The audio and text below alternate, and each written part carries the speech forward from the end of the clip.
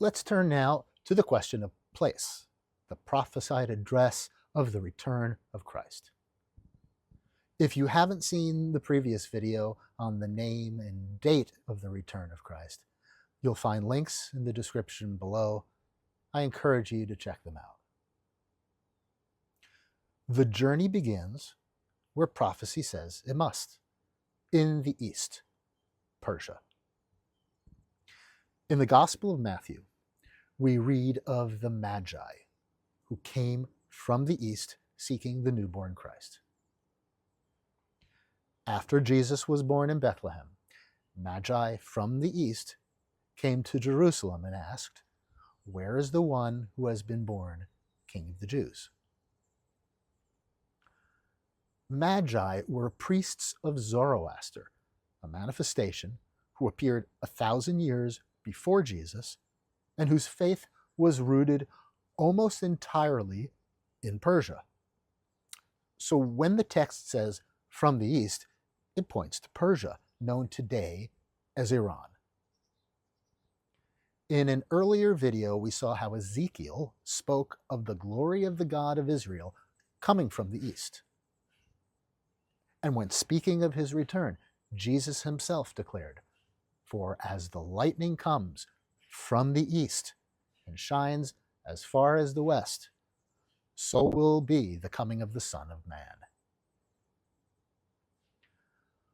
What follows is the remarkable journey of Baha'u'llah, the glory of God. And by the end of this video, its prophetic significance will be unmistakable. In 1817, Baha'u'llah was born into a noble Persian family.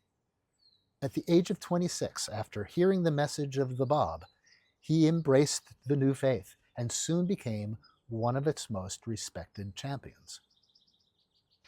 In 1853, after the execution of the Bab and the savage persecution of his followers, Baha'u'llah was cast into the Siyah Chal, the black pit of Tehran.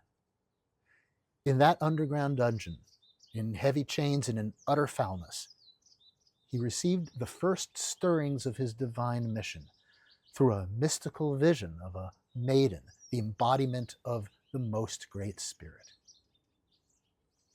Released after 4 brutal months, Baha'u'llah was exiled to Baghdad, then part of the Ottoman Empire. There, he discreetly led the Babi community. When hostility to his emerging influence grew, he withdrew into the mountains of Kurdistan, living among Sufi mystics. But his destiny could not be restrained. In 1856, upon the insistence of the Babi's plea, he returned to Baghdad, where his spiritual leadership revived the scattered movement. Alarmed by his growing influence over a rising wave of faith, the authorities exiled him again, further west to Constantinople. Before his departure, Baha'u'llah and his companions camped for 12 days in the Garden of Rizwan along the Tigris River. There, in April 1863, he made his formal declaration that he was the promised one of all faiths who ruled upon the throne of David.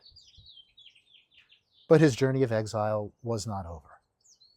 After 4 months in Constantinople, he was banished again, this time to Adrianople, where his followers began to call themselves Baha'is.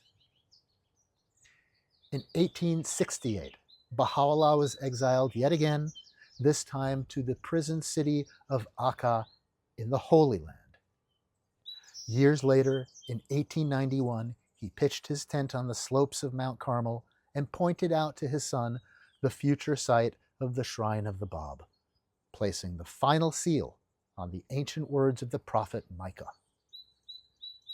In that day also he shall come even to thee from Assyria, and from the fortified cities, and from the fortress even to the river, and from sea to sea, and from mountain to mountain.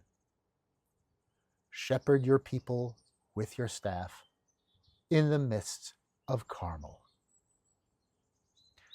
From Assyria, the lands of modern Iraq, where Baghdad is located, through the fortified cities of Constantinople and Adrianople, from the fortress city of Akka to the Tigris River, and from the Aegean Sea to the Mediterranean Sea, and from the mountains of Kurdistan to Mount Carmel.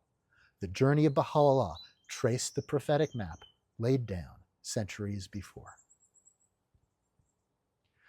Micah's vision speaks of a shepherd guiding his people who dwell in the solitary places of Carmel. And so it was.